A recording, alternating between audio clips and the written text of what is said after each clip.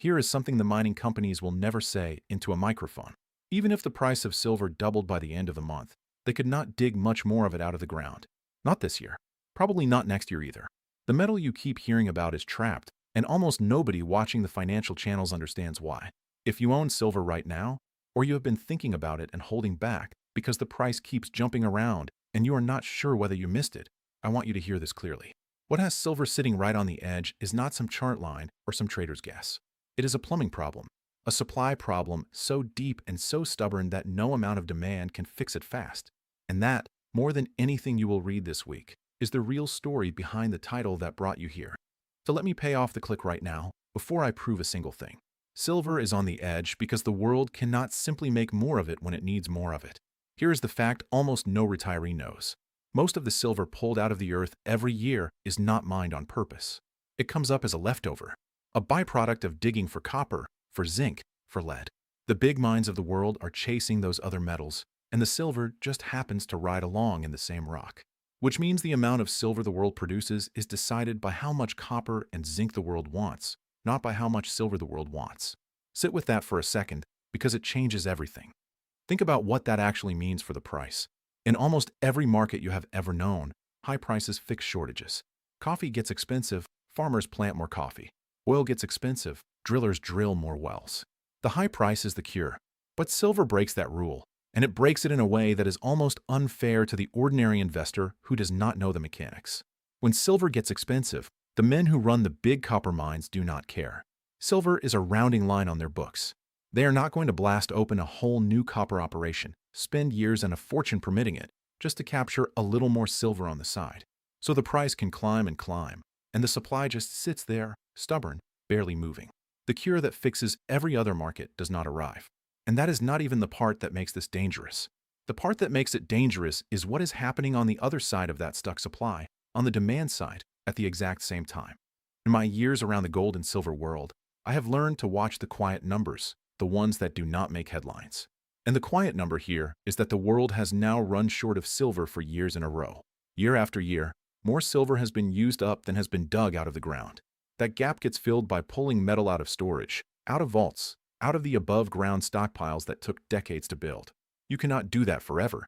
A pile that only shrinks and never refills has an ending, and everybody in the physical metal business can see the ending coming, even if they will not say it on television.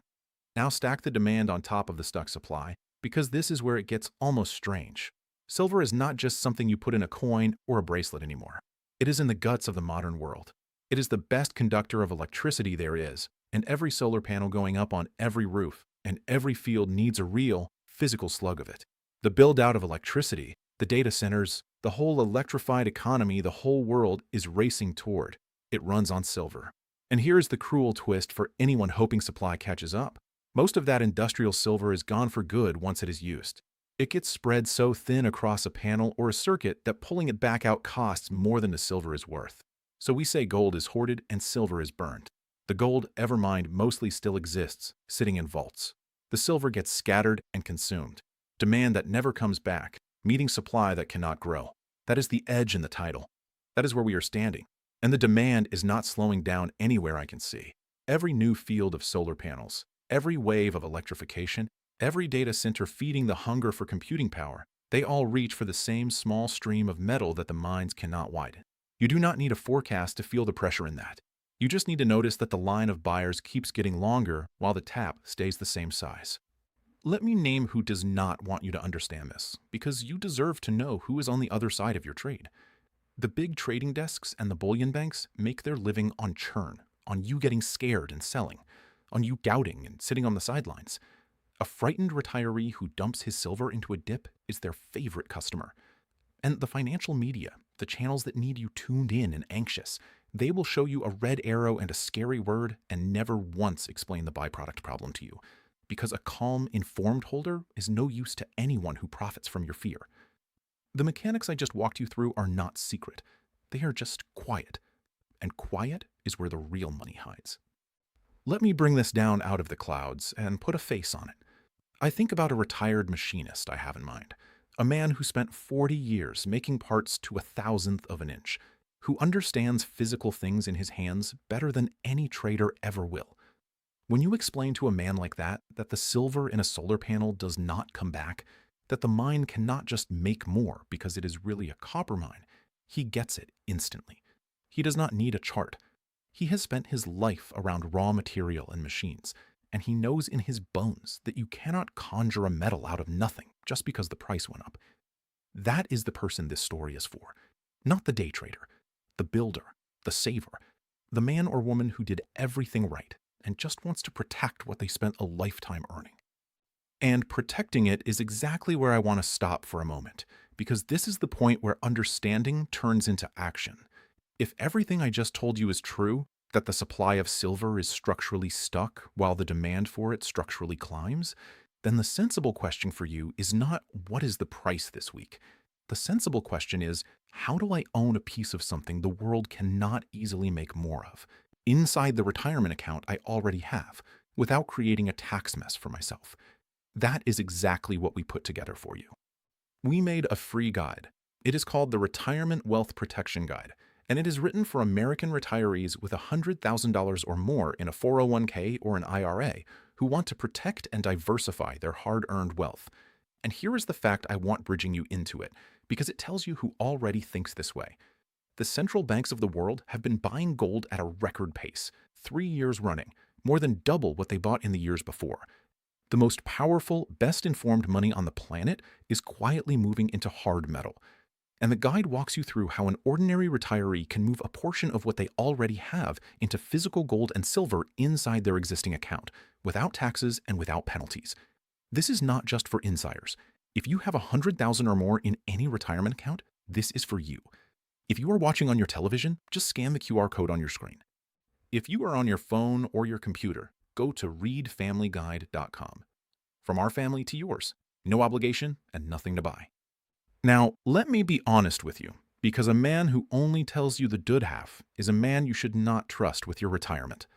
Silver is not a smooth ride, and I am not going to pretend otherwise. This same metal has been slammed hard and fast before, not because anything real changed, but because of paper.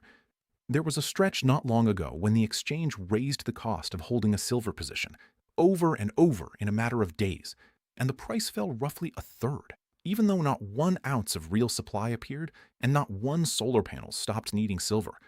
The fundamentals were untouched. The paper market did the damage. So if you own silver, you have to expect stomach-churning drops that have nothing to do with the byproduct story I just told you. That is the honest caveat. This is a case built on real structural scarcity. It is not a guarantee, and it is certainly not me telling you a price it will reach. Anyone who tells you the number is lying to you. But here is why that honesty should make you more confident, not less. Because when you understand that the drops are paper and the scarcity is physical, the scary red days stop looking like a reason to run and start looking like exactly what the trading desks want you to feel. Far more paper claims on silver trade every day than there is real deliverable metal to back them. It is a mountain of promises sitting on a small pile of actual bars. And a promise is only worth something until everyone asks for the real thing at once. The people who own the physical metal, in their own hands or in their own account, are not standing on that mountain of promises. They are standing on the bars. And the world is quietly voting on which one it trusts. Look east. China has been pulling in physical silver so aggressively that its own market has traded at a steady premium to the West, and it is moved to keep metal from leaving. When a nation is willing to pay more than everyone else and choke off the exits, that is not a nation that thinks this metal is a leftover. That is a nation that thinks the leftover is about to matter more than the main event. The registered deliverable silver sitting in the Western vaults has been drawn down toward levels the old-timers in this business get uneasy about. The metal is moving from where it is loud to where it is quiet, from paper hands to strong hands, from west to east. That kind of migration does not reverse gently. Let me give you a piece of history that should make the hair on your arm stand up, because it tells you how rare and how coiled this metal really is. Silver has pressed up against the same great ceiling, the round level near $50, only twice in living memory, and those two moments sit roughly 31 years apart. Beneath that ceiling is a base that stretches back close to half a century. Now put that next to the byproduct story I gave you, a metal whose supply cannot grow on command, that spent decades unable to break through, is not a metal that behaves gently when it finally decides to move. And I will tell you something else that the history books quietly record. Silver's old peak, once you account for what the dollar has done to itself over the decades, was in real terms far above the plain number everyone quotes, and it has never once climbed back to that real high. Think about that. The metal has never even returned, in honest inflation adjusted terms, to where it stood a generation ago, while the reasons to own it have only multiplied. And there is one more piece of the plumbing you need to see, because it is the lever the other side pulls. For years now, a small handful of very large banks have carried enormous concentrated bets against silver on the exchange, positions so large that a few institutions effectively sit on the price. That is how a metal in a genuine physical shortage can still be shoved down on a quiet afternoon. It is not supply and demand doing that. It is a few powerful players with the size to lean on the paper market. And here is the tension that keeps me watching. Those paper positions only work as long as almost nobody demands the real bars. The moment enough people stand up and ask for physical delivery, that whole arrangement is under strain because the actual deliverable metal in the vaults has been shrinking, while the promises stacked on top of it have not. A structure like that does not stay balanced forever. It holds, and then one day it does not. I have seen versions of this movie before, and here is how it tends to go. A market that is genuinely short of something can look completely calm right up until the moment it does not. The price drifts, the media yawns, the ordinary saver assumes that if it really mattered, someone would have told him. And then the physical shortage that was building quietly for years finally bites, and the move is violent because all that stuck supply cannot suddenly appear to cool it down. The very thing that keeps a lid on things in the calm, that byproduct supply that will not grow, is the same thing that removes the brakes when it finally runs. Let me put a callback on the machinist for a second, the man who works to a thousandth of an inch. There is a reason a man like that trusts a real thing in his hand over a number on a screen. He has been burned by promises before. He watched what a paycheck bought a decade ago and what it buys now, and he did the math without anyone helping him. He does not want a story about silver. He wants the silver. And that instinct, the instinct to own the real thing rather than the promise of the real thing, is the whole game when the paper mountain finally shakes. Here's the part almost nobody arrives at, so stay with me. By the time the byproduct problem is being explained to you by the same channels that ignored it, by the time your neighbor is telling you about the silver deficit at a barbecue, by the time every advisor has it on his recommended list, the quiet accumulation will already be over and the easy part behind us. The advantage does not go to the person who acts when it is obvious. It goes to the person who understood the plumbing while it was still boring. The central banks moved while it was boring. The nations draining the vaults are moving while it is boring. The whole edge in this, the reason I am spending your time on the mechanics instead of a price prediction, is that the understanding is the head start. You cannot buy the head start back later at any price. So what do you actually do with your own position? Honestly, and without anyone promising you anything. You size it so that a paper-driven shakeout can never force you to sell at the bottom, because forced selling is how good investors get destroyed. You favor owning the real metal over a paper claim on metal, since the entire lesson here is that the promise and the bar are two very different things. And you never, ever sell your real ounces into a fear day that the trading desks manufactured, because that is the exact transaction they are hoping you make. Those are principles, not a prescription, and what fits your life is a decision only you can make. And that brings me to the last thing, and the most important, because this is not only about you. What you build is meant to outlast you. This is about the account you protect, and the piece of it that one day becomes your children's and your grandchildren's inheritance. Metal that the world cannot easily make more of is a quiet, durable thing to hand down, something that does not depend on a promise staying good. So here again is the free Retirement Wealth Protection Guide. And if you watch this all the way through and you have $100,000 or more in a retirement account, we would like to offer you a free one-on-one educational web conference. No cost and no pressure. Just mention that you watched the full video. If you are on your television, scan the QR code on your screen right now. If you are on your phone or your computer, go to readfamilyguide.com. And the honest reason to do it now is simply this. The moment a decision like this is still calm, still cheap, and still completely reversible is exactly the moment nothing feels urgent. That moment is where you are sitting right now. So let me leave you where we started. The mining companies will never say it into a microphone, but the truth does not need their permission to be true.